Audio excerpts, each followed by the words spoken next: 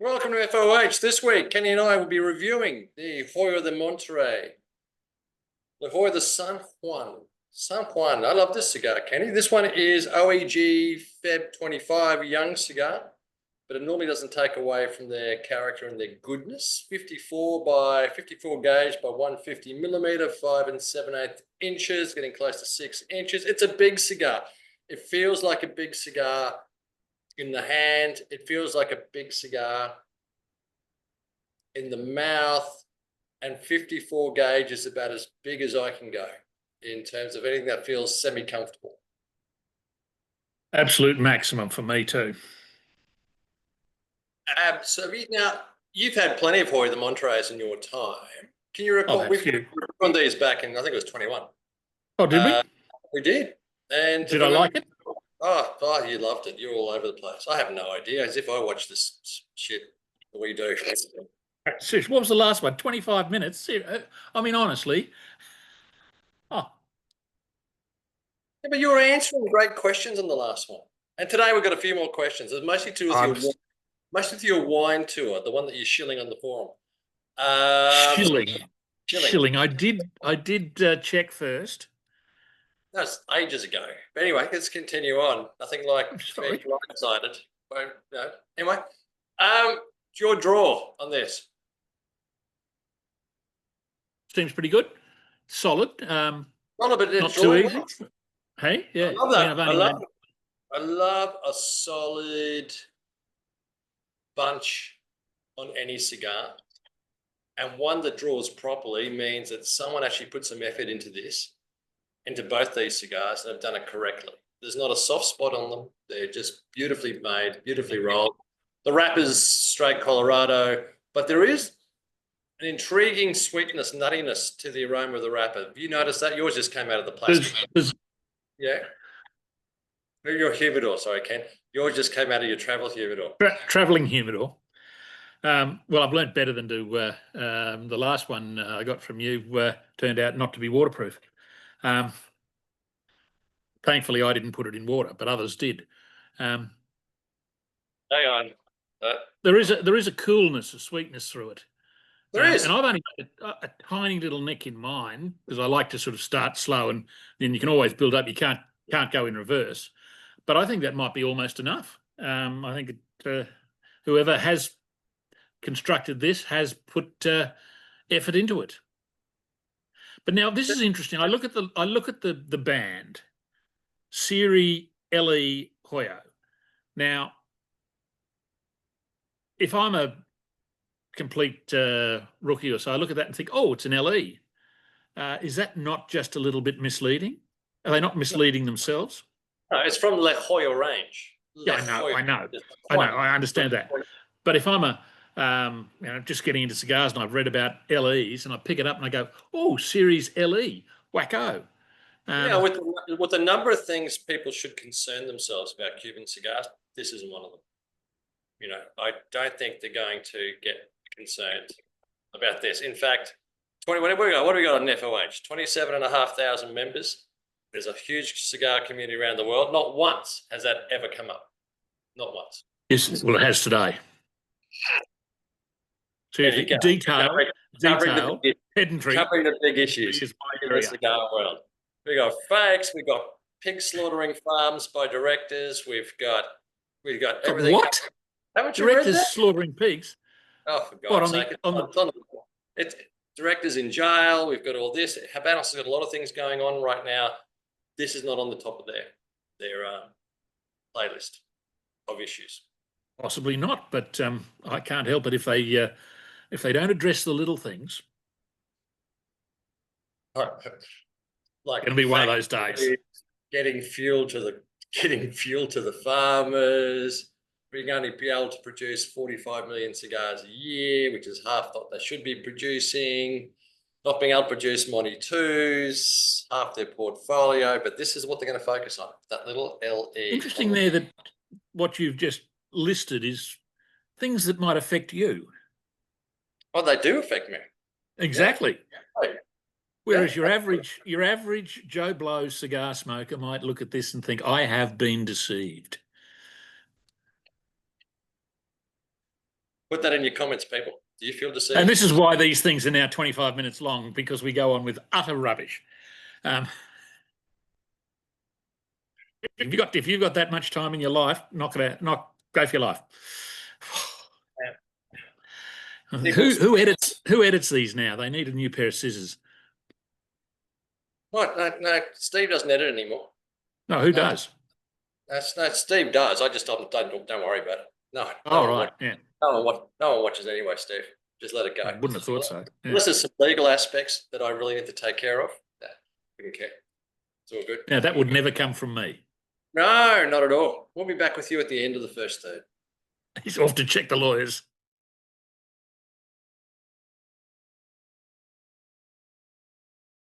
Kenny, first third of the San Juan. Very, very good.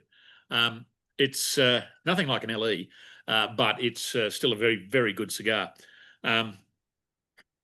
It's under medium for me. It's got a mint character, but not an intrusive one, almost a touch of eucalypt or something. It's fresh, it's cool, gentle. Oh, sorry, gentle spice.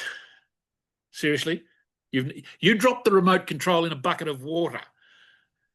Yeah, I don't know why the bucket of water was there, because it was at your house at the time. That's why it was there. Anyway, continue on. It was to catch loose remote controls. No, it's perfectly balanced. It's fresh, but it's also, you can see complexity in the future. It's very well constructed. Complex now. Yeah. You know, we had the Swiss limited edition last week. Yep.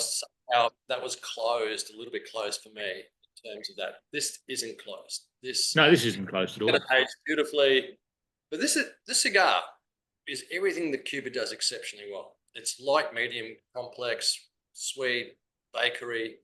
It's got sweet spices lingering through the cigar. It has got that sort of gentle, sweet, not sort of that sort of full blast in a bakery that just out of the oven and that, but just gentle hints of it. Is it what's that Italian cake you can buy there?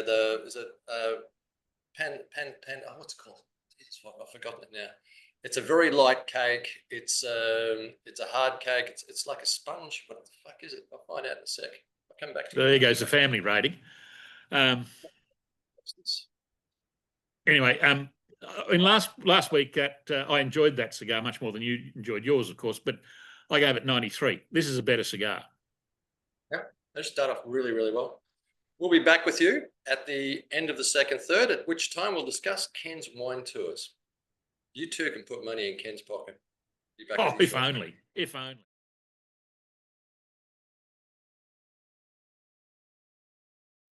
Kenny, this second third's just gone from strength to strength. We were in the middle of talking, and then suddenly it was like, oh, it just kicked in that lovely sort of bready bakery notes just to the fore, and lifted it. Absolutely gorgeous cigar so far. This is really. What sort of price are we talking, out of interest? Mid levels. So in terms of, 100 to 150. In Oz, but you can still get them at reasonable prices internationally. They're not outside. I mean, to me, this is we all talk about premiums and super premium cigars. This is smoking as well as a super premium cigar. Absolutely. That's why I was interested. I mean, I think you said something like 55 or 58 or something for last week's cigar, which I thoroughly enjoyed. But as I say, this one to me is a better cigar. I'm wondering where it sits in the ranking. Remember correctly, 35 to 40 US, yeah, for that. So it's considerably under. Well, that's a problem, yeah, and for the size of the cigar, and I have no problem smoking this. If I had to have a choice between this and the Siglo 6, I'm more than happy to smoke this. I don't think I'm losing too much on it. I think you're absolutely right. Right now, this is a 94-point cigar for me. I was thinking 95. So we're there or thereabouts. If you really want a tremendous experience, what do you want in a cigar? I mean, you're paying a little bit for them, but I'd love a box of these. I love a box of these. Oh, it's gorgeous. Gorgeous. So tell us a little bit about your wine tours that you've got coming up in 2026. You said there were some questions. Yeah, I'm asking the question. Oh, In terms sorry, of the wine tours in I thought 2026. specific questions. You partner with a professional tour group. I talked to a group who are experienced in doing luxury tours and all these sort of things, and they'd been interested in doing some wine tours for a while, and we got put in touch by a friend of mine, and it seems so far to be looking promising. We're hoping to do, I think, 4 next year, couple the following year at least, mate. And look, if they work properly, then probably even more. Okay. But next year, I think we've got Tuscany, south of France, a bit around the Rhone. We've got a Bordeaux Loire tour. We've got Piedmont. They vary in price. Aussie dollars, I think we're talking something like 19 to 27 grand per head. They don't include flights, obviously. So the US dollars, you're looking at 13 to 21, roughly. Something like that, I think, yeah. I think the cheapest one is actually the Piedmont one, which really surprised me because I thought that's one of the best. The following year, we're doing South Africa, which will include game parks and things as well. There's all sorts of stuff over there. And also Spain and Portugal, which to me, I've been pushing right from the start to include. Originally, they were just going to be French. And I said, guys, there's a squillion tours that do all this sort of stuff. If we're going to be, look to other areas, plus we've got to do them better than people, obviously. And Spain and Portugal, to me, that's just the most exciting. I love visiting Spain and Portugal. Fantastic wines, unbelievably good food, scenery. The people are brilliant. That's not just touring wineries. Not just touring wineries every day. Wine's the spine of the tour, but there's fantastic restaurants and everything else that are included, and the site. As I was saying earlier, when I do this and with mates or whatever, because we got the connections and in the industry and so forth, we can get into most of the wineries we want to see and so forth, and we know where to go and what to do. And you sort of forget that a lot of people don't. They don't have the time. They might be interested in wine, but they don't have the time to know which wineries are the ones to go and visit, restaurants overseas, places to stay. It takes a lot of work to put them together. And the team behind this have spent a lot of time doing that. And they've come up with some fantastic stuff. The truffle hunting, that just to me appeals. The idea was obviously we do, I think it's 1 or 2 wineries a day or whatever, might be more, but there's lots of other stuff. There's helicopter trips into special places. There's the truffle hunting. There's various food things, visiting markets, all those sort of things, and great accommodator. I'm just as happy to go and camp out at your local Holiday Inn, because that's not why I'm there. I'm there to get up in the morning and go and visit as many wineries as I can. But for this sort of thing, people don't want to come back and say, yeah, we stayed at a great Holiday Inn. They want to come back and say, we stayed at this incredible 600-year-old mansion that's just da-da-da-da with brilliant chefs and experiences. And so that's the idea. And so wives are encouraged to come along. Oh, God, yeah, absolutely. And looking for, and bring your own cigars. But if you're looking to do a wine tour next year, into Italy, into Spain, into France, etc., ping Ken and he'll send you the details. Well, I actually put my email on the thread in the forum, because that's a better idea in a lot of ways. If you PM me, it'll probably sit there for 6 months and I'll look at that. Don't PM Ken. Just email. Email's easier, but and I'll give you Ken's details. It's all good. You can go direct to them if you want. You don't have to come via me. You can certainly go direct to them if you've got specifics. As I said to them, I said, listen, I'm not the guy. Kenny, you've got to do some freaking work, right? You've got to yes, absolutely. Manage not the process. What I was saying is, I'm not the guy who runs around hotels saying 3 people want butter and 2 people want margarine and someone wants something else. We have someone who also comes on the tour who's experienced and doesn't. They do all that. My experience with Ken on tours is Ken does nothing. Like Oh, nothing. my idiot. Right? Here's the Yeah, no, that's not entertainment. true. Here's the Think of Cuba. entertainment. My job was to wake you up.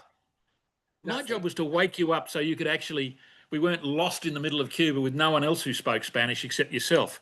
My poco Espanol wasn't quite good enough. How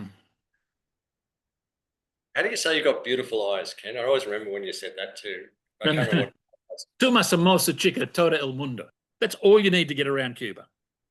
There you go, Pep. Does nothing. We'll be back It with you. didn't work on the very fat Spanish bus driver who was a bloke, but that's the only thing I could say. He just looked at me like I was a complete gibbering fool. All I'm trying to do is get on a bus to Great judge of character, that bus driver. Great judge of character. We'll be back with you at the end of the last third.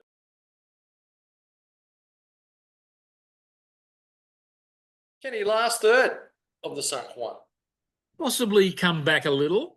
Come to back, me, come back a little bit ragged. The flavours aren't quite as distinct, and it's starting to get a little bit hot. And I've still got a bit to go. But I suspect that is the youth showing. But the first two thirds were 95 for me. This is now back to say 92. So overall, I'll give it a 94. Yeah, overall, I'm going to give this a 94. 93, 94, split between the two. It was going so well, like Kentucky Derby, this was so far ahead of the ball. It was brilliant, and it's just slowed at this end. But they're not going to catch it. They're not going to catch it. No, it's got the win. It's a superb cigar this afternoon. Really. And I mean, look, I've got this. I'll be finishing this after we finish the video. I'll still be finishing this because it's. I say it's come back, but it's still lovely. Beautiful balance, complexity throughout, lovely aroma. Has just been a delightful cigar this afternoon. Yep. Monterrey. San Juan. Yeah. It's, if you haven't had one, track one down, try a few, but it really is one of the gems in the Cuban lineup. I mean, one of the things that's intrigued me in when I do get on the forum, which is not nearly as often as I should have, thank you VPR or whatever the frickin' thing is, but you see quite a bit of praise for the Hoyo de Monterrey double Coronas. Now, you've put me onto a lot of good boxes. I will confess that. But one fail you did have, one monster fail, was a box of Hoyo de Monterrey double Coronas. I smoked every one in that box, hoping that one would show something. No. Maybe it was just that box, but I see people raving about them. I'm thinking, oh, I'm certainly not buying another one. This is a street ahead for me. Streets ahead. Well, if you put me onto a box of these, I'd be so impressed. I love the Hoyo line. I love most Hoyo de Monterreys. But I think there's a couple that really stand out for me. And this is one. I love the Rio Seco as well. This is one. It's everything that's great about Hoyo de Monterrey. And it's such a shame you had a dud box of Hoyo de Monterrey double. Look, it happens. It happens. Anyone who's been in this game for years and years, you're going to get a dud box or something. It's just the way it is. Welcome to quality control out of Cuba. It's not always good. We know. I mean, I was having to order from Alexander's for. Oh, sorry, I'm not allowed to say that. These are consistent. No, I didn't. They're consistently good. Well, I'm not surprised we loved it last time if we did. And no doubt someone will come back and say, no, you both gave it 82. Please don't do that. Well, I don't care, really. It's all good. Until next week, Ken. Yep. Won't be next week. I'm off to Margaret River early in the week and then back on the 24th or something. You go do your wine thing and enjoy it all. Enjoy it all. It's all work. It's tough work, actually. We've got the international Cabernet tasting, the international Chardonnay tasting, international sparkling tasting, dinners with chefs, etc. It's hard work. You're the right man. You're the right man for it, Ken. I'm prepared to take the challenge. Until next week or the week after. Hasta luego. Cheers. Righto. Cheers.